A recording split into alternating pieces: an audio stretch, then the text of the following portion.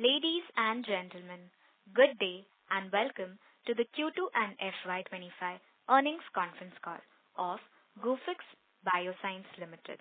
As a reminder, all participant lines will be in listen-only mode, and there will be an opportunity for you to ask questions after the presentation concludes. Should you need assistance during the conference call, please signal an operator by pressing star, then zero on your touchtone phone. Please note that this conference is being recorded. I now hand the conference over to Ms. Ami Shah, Company Secretary. Thank you, and over to you, ma'am. Thank you, Faisal. Good evening, everyone. I welcome you all to Gufic Biosciences Ltd earnings conference call for the second quarter of financial year 24-25. We have with us today Mr. Pranav Choksi, CEO and Director, Mr. Devkinandan Gupta, CFO, and Mr. Avik Das from Investor Relations team to give the highlights of the business and financial performance of the company and to take questions, if any.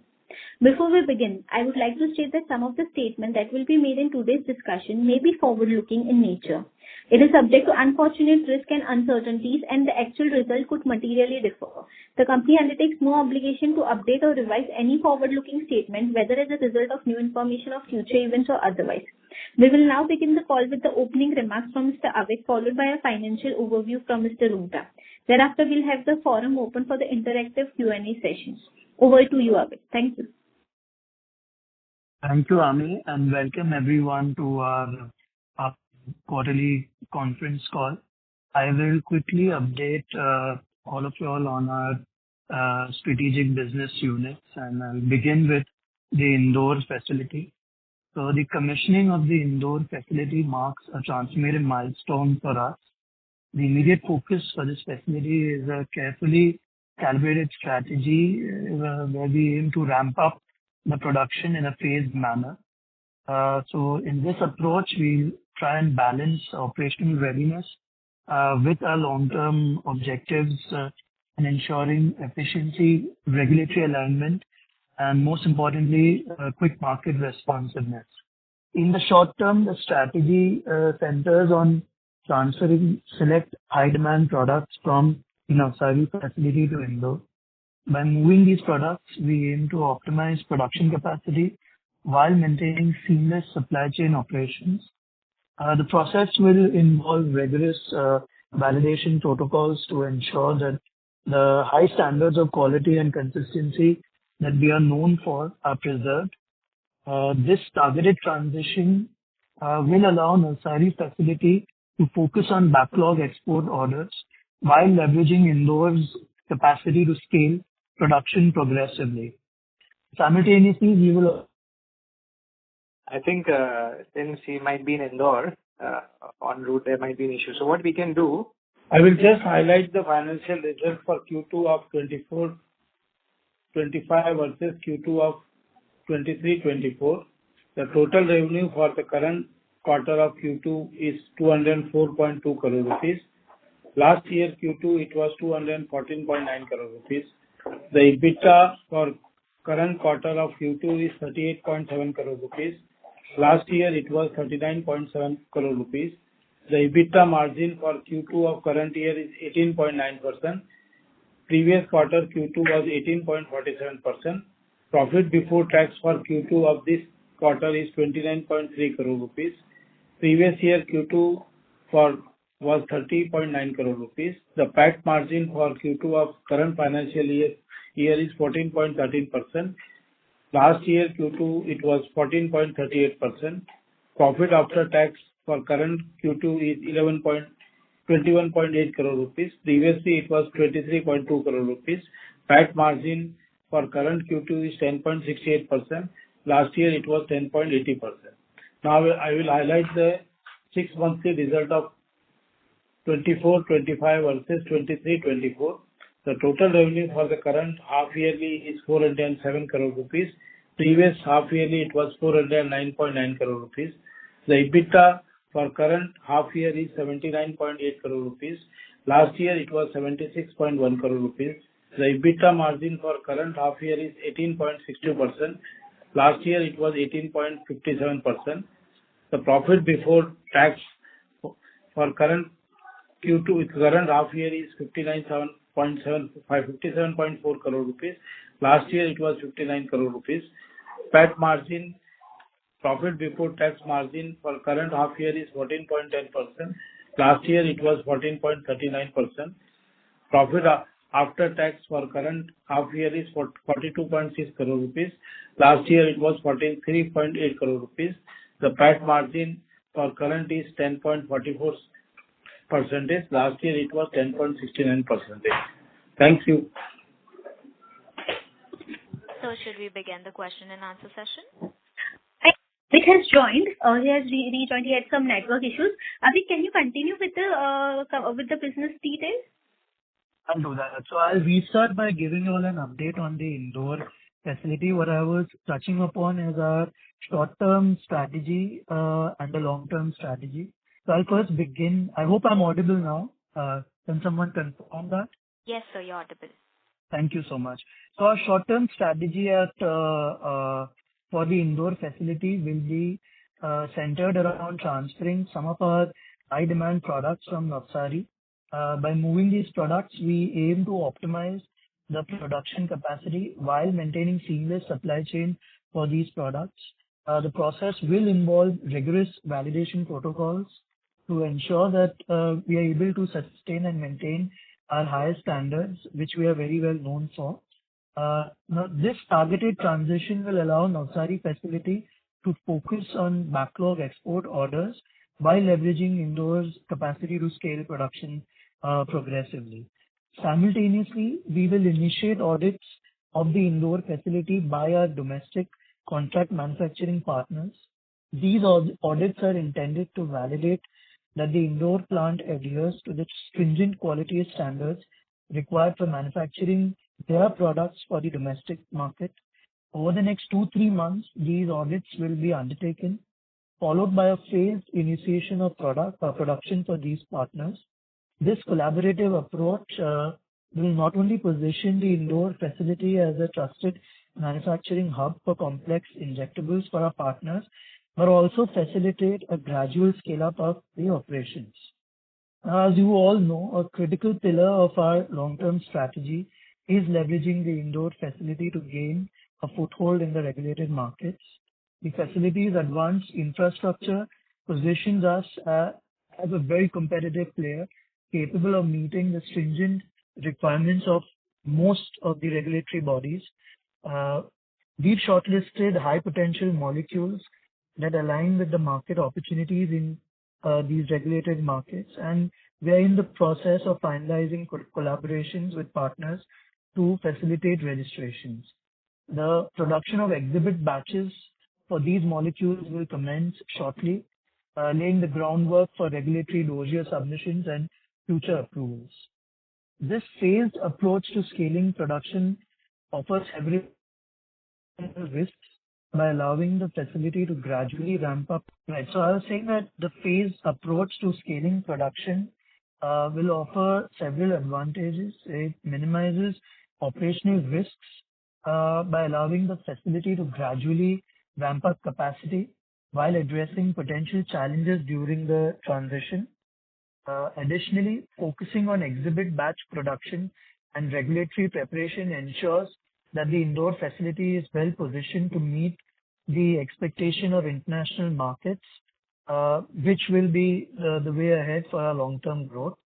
The gradual scaling also optimizes resource allocation, ensuring that our investment in manpower, infrastructure, and materials are used effectively in the short term. The Indore facility's strategic role extends beyond its immediate operational goal. It represents a key component of our vision to establish ourselves as a leading player in both domestic and international markets by balancing the need to ramp up production immediately with our long-term objectives of regulatory alignment and market expansion. We are hoping to set a robust foundation for sustained growth and meaningful market impact, not only domestically, but also in select international markets. Now, I'll quickly update you all on all our business divisions. To begin with, in the critical care division, this remains the backbone of our operations, supplying life-saving injectable solutions to hospitals across India. with a strong focus on addressing critical challenges in antifungal and antibacterial therapy. This division has further made it a priority to combat sepsis, which is one of the leading causes of hospital mortality. We've done a lot of product development. We've relaunched one of our products, which is specially targeting towards sepsis, and we've definitely taken it up as a cause that we are rallying around to control the rise of sepsis in hospitals. For this, we've engaged more than 3,000 healthcare professionals through more than 100 scientific activities nationwide, raising awareness about sepsis management and moreover the judicious use of antimicrobials.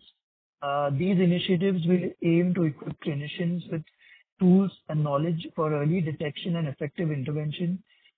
This reinforces our commitment to improving patient outcomes and working with hospitals more as a partner than only a supplier.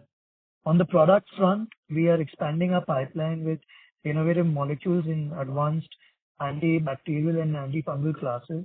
These products are uniquely positioned to address therapeutic gaps while offering complex manufacturing processes at very competitive prices. By aligning scientific education with cutting-edge product development, Criticare is not just providing solution. We believe we are shaping the future of cost-effective hospital-based care. We've also given a brief of the kind of pipeline we have in this division in our investor presentation. Now coming to Ferticare division, Ferticare is addressing the rapidly growing need for assisted reproductive technologies in India, where infertility rates are rising at an unprecedented pace. We are committed to being a comprehensive solution provider in this domain, for which we are expanding our pipeline of products towards recombinant hormonal products such as RFSH and RHCG. Additionally, we are also introducing very differentiated products like niacinamide-based vaginal gels and coenzyme Q10 supplements to support the reproductive health holistically. The division recently also launched Fertimax, a specialized task force focused on deepening engagement with gynecologists and IVF centers. It offers a very niche and specialized hormonal product offering. Now, these initiatives have already begun driving market penetration and further strengthening our relationships with leading IVF chains, IVF centers, and boutique practitioners across the nation. Coming to Aesthaderm, Aesthaderm is at the forefront of creating a category for aesthetic dermatology in India. Stunnox, our flagship botulinum toxin brand, it aims to democratize the access to aesthetic treatments and expand the user base among dermatologists and cosmetologists. Stunnox has become the second most used botulinum toxin in India, with acceptance driven by its quality and performance. And over the past 6 months, we've trained nearly 300 doctors through specialized workshops and onboarded several trainers to conduct knowledge dissemination nationwide. And these efforts, combined with clinical studies on new indications such as hyperhidrosis, are building confidence among practitioners. Additionally, we are expanding our cosmetic portfolio to include solutions for concerns like melasma, wrinkles, and dry skin. This comprehensive approach should position us as an early mover in the fast-growing aesthetic dermatology space, which is poised for growth as awareness increases, incomes rise, and the population ages gradually. On the neurocare division, the focus over here is on the therapeutic application of botulinum toxin, which is addressing an unmet need in the conditions like spasticity and chronic migraines, to name a few. Zarbot is India's first botulinum toxin type A of international pedigree. It has gained acceptance with more than 100 neurologists within a year of its launch. Here we are doing targeted scientific activities and interacting with user groups. We are creating a robust ecosystem of knowledge sharing and best practices. This should position Gufic as a pioneer in therapeutic botulinum toxin applications. And we are also offering hope to patients with very complex neurological conditions. Coming to Sparsh division, The Sparsh division is designed to serve a broader spectrum within the injectable market, a wide basket of essential and specialized injectables for smaller and mid-sized hospitals across India. Now, unlike Gufic's critical care division, which targets high-intensity critical care needs, Sparsh provides cost-effective solutions to cater to the day-to-day therapeutic requirements for smaller hospitals and nursing homes. Now, these include essential treatments for gastroenterology, nephrology, radiology, and even critical imaging support. We have some niche products in our basket over here, such as Penoria, which is a unique alternative to the widely used pantoprazole. We are also soon to tap. Ma'am, we again. Model is. Yes, sir. Please continue. Yeah. So Sparsh's direct-to-hospital approach enables deeper engagement with hospitals. It provides us visibility into their purchasing trends and their therapeutic requirements.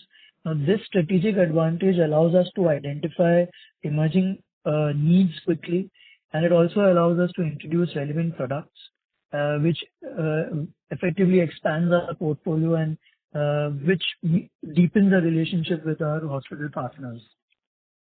Now, one of the short-term challenges of this approach is an increase in the debtor days due to the direct credit to hospitals.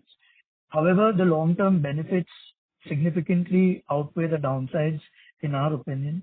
By fostering direct relationship with hospitals, especially in India's growing healthcare infrastructure space, Sparsh will position itself as a reliable partner in their journey.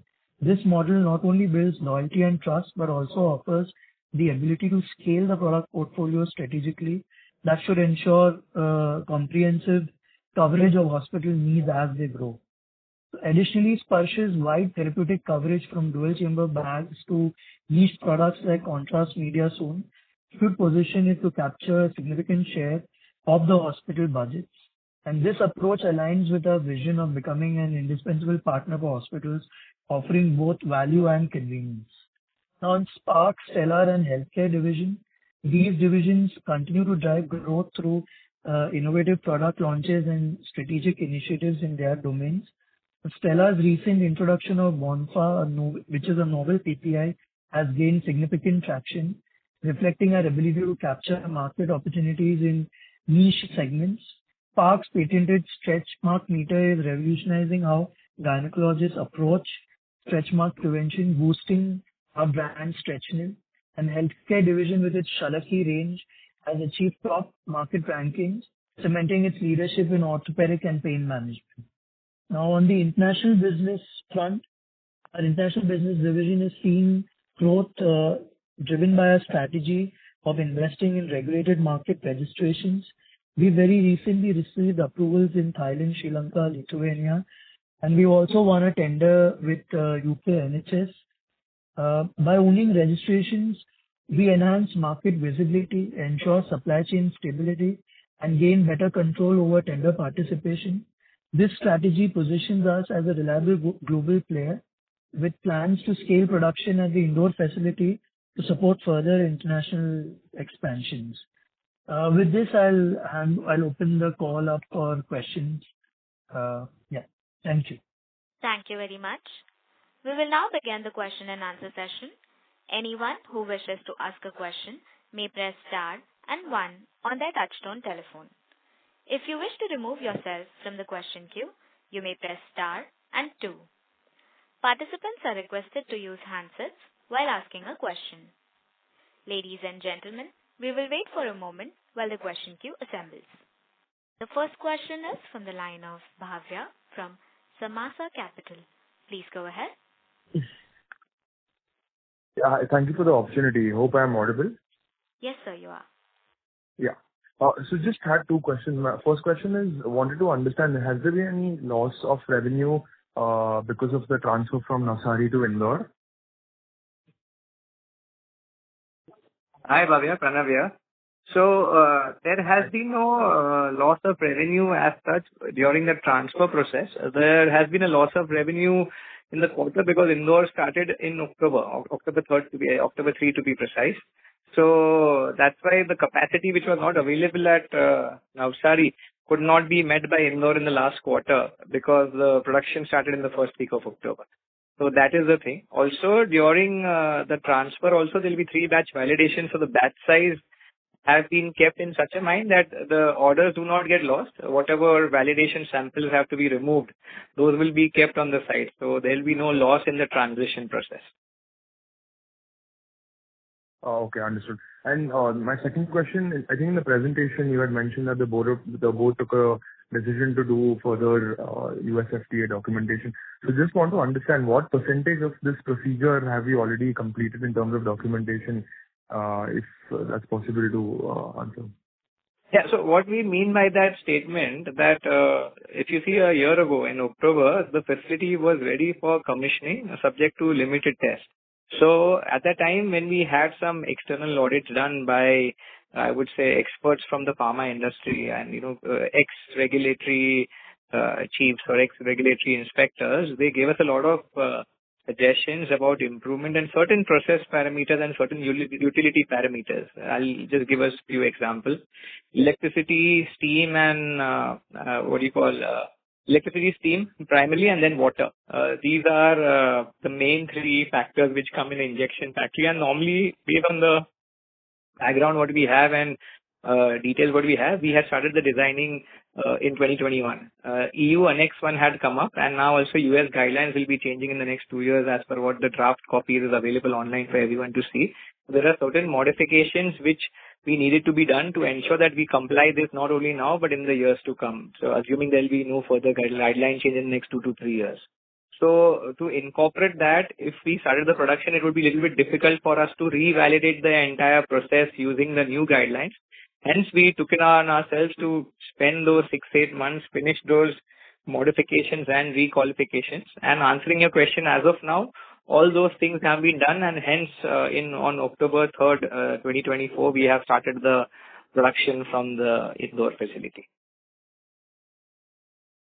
Okay, understood. Just a clarification. I think Avik mentioned that whichever high demand products that we had and that's being shifted to Indore. So did we need any approval for this? And going ahead, what is the timeline and procedure for a EU GMP and all the other, just to start up a CDMO and also international? Yeah. So I'll answer your first question. So the FDA license of most of the products as tech transfer has been taken in the last, I would say, 8 to 9 months as the side-by-side the qualification studies were going on because of the R&D data and the tech transfer data which we have from Indore. Plus we had taken some batches, like I said. That's the reason we got delayed in terms of commercial production. So all the molecules license are in place. The EU, let's say the first thing for a CMO or a CDMO option, we have audits which started all the way in May, June, July, and audits are ongoing. Even today as we speak, as Avik is there in Indore, is there where we have another big Indian MNC also getting the audit done. Plus we have a visitor from Saudi Arabia also. So all audits are in place right now going on. So we assume that the Gufic's own manufacturing will happen October onwards. And we foresee that the CMO-CDMO business will be initiated in November and December to start off with, and then go on. We are hoping that the EU audit will be triggered. We already have triggered the EU audit with 2 molecules, and we're hoping that they would come and visit us by around June 2024 to September 2024 based on their dates, and we should have a EU I would say approval hopefully before the end of next year, that is 2025. Coming to the US, like I said, our focus is purely CMO, CDMO based. So that would be depending on our clients in terms of their investments and their timelines for validation batches.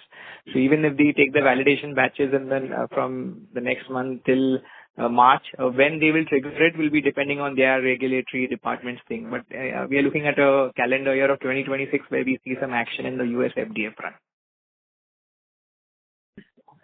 Okay, understood. So is it fair to assume there wouldn't be much of a revenue contribution from Indore at least for this year?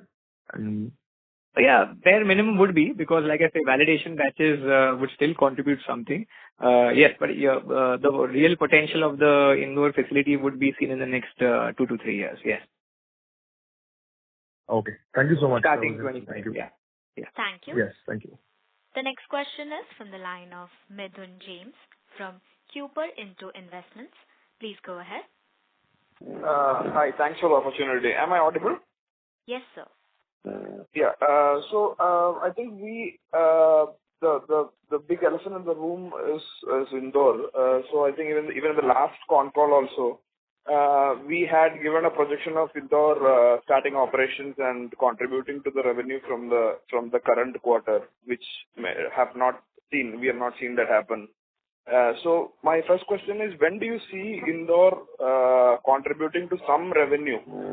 Is it from the current quarter, the running quarter, or from the next quarter? When can we see some revenues from Indore happening? Because without that, the overall revenues is like stagnant for almost 4-5 quarters now. Yeah. So answering your first question, the revenue would be captured from Indore from this quarter itself. And already, like I said, from October 3rd, the manufacturing has started. So the revenues of Indore would be seen in the books financially from 2024 December quarter.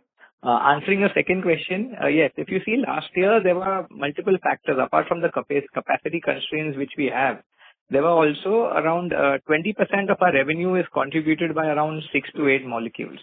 Now, the 6 to 8 molecules, what we had in the last 3-4 years, they actually got eroded by almost 35 to 50% in terms of API pricing in the last 1 year from China. And that's why what you see right now also, there has been a unit increase in terms of these 20% of our revenue. But yes, you're absolutely right. They are not reflecting in the value. Again, because of the reason mentioned above, because the erosion of the API and that goes through. At the same time, yes, the capacity constraint would be the reason, the primary reason why the flat revenue is there. However, with Indore coming in is not, actually I would say Indore is not only the elephant in the room. There has to be other things like, the botulinum toxin and the penem and other things also start kicking in.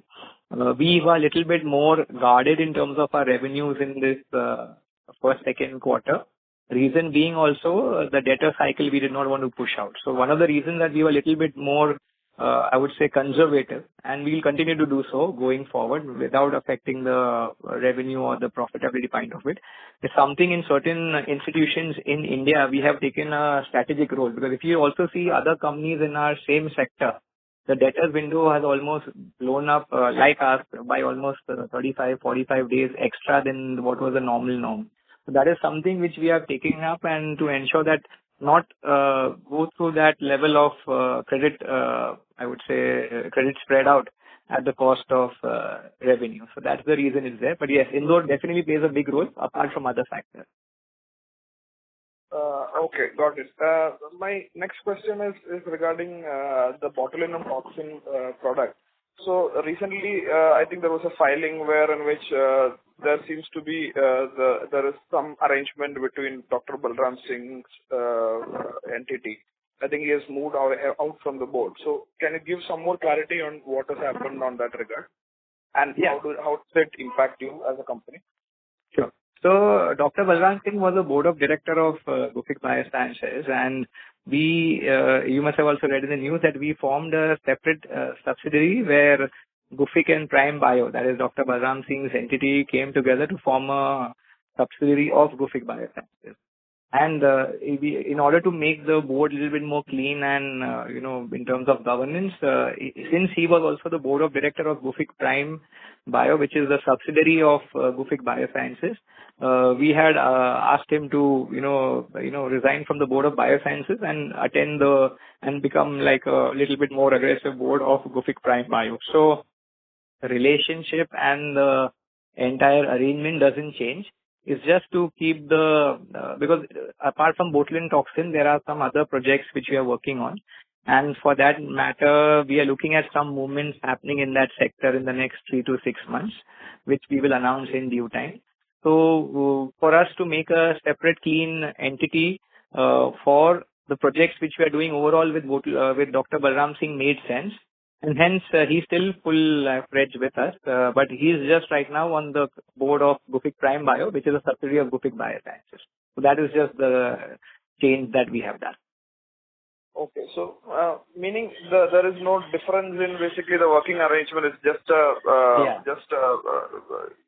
okay, I understood the point. Yeah. And next question is regarding the Cellvax. Can you give some color on where are we on Cellvax? What is the research going on in that front, please? Right. So I think Cellvax, firstly, just for people who might not be aware, was an investment which we had done in the oncology space. I think, to be more precise, immuno-oncology space, which is a very interesting mechanism in terms of treating certain solid tumors, where it's combination of anti-CD40 antibodies and interleukins come together, and the results in I would say canines, that is dogs, and also another animal species has been very, I would say, promising. Currently, if you see the update, as Avik has also, in our presentation, in the company presentation, we have given that there have been some additional studies which have been done, which further, I would say, clarify that the product has some significant role. However, this is on a very small scale where the dose determination studies are still pending. So we are clear that Cellvax is sort of, I would say, a 5-year, 6-year window. However, it provides a very unmet need in terms of treating certain solid tumors. So if I summarize the entire development as on today, in the last 2 quarters, there have been some additional studies done on mouse which have shown positive results. Now the main question was the scalability. So the initiation of the scalability of these studies have been done where, I think if you read I'm just reading out a line from that expert, that out of 24 animals, around 92% have the cure rate of 92% was achieved, which is something unheard of in oncology. However, like I said, I would not like to put our hopes very high. I'm saying, no, I have my hopes very high, but just let the data come out on a little bit single-based large study, then I think I can comment on that further. And we also have now, the company Cellvax has started working on the cell line in terms of the scalability, in terms of the production on a big scale. So the expression was done on a small scale and a lab scale. Now the expression of the same vector of the anti-CD40 antibodies will be done on a bigger scale to see whether this technology can be actually scaled and show relevance over, making it in commercial production scale. So this is where the current update is of Cellvax. Okay, thank you. That's all from my side. Thanks. Thank you. A reminder to all the participants, you may press star and 1 to ask a question. As there are no further questions from the participants, I would now like to hand the conference over to Ms. Ami Shah, Company Secretary. Thank you, and over to you, ma'am. Thank you. Thank you, everyone. We apologize for the internet connectivity issue. I appreciate all of you joining us today. And if you have any questions which have remained unanswered, you can get back to our investor relations team, and we'll be happy to take those separately. With that, we conclude today's call. Thank you. On behalf of Gufic Biosciences Ltd, that concludes this conference. Thank you for joining us, and you may now disconnect your lines.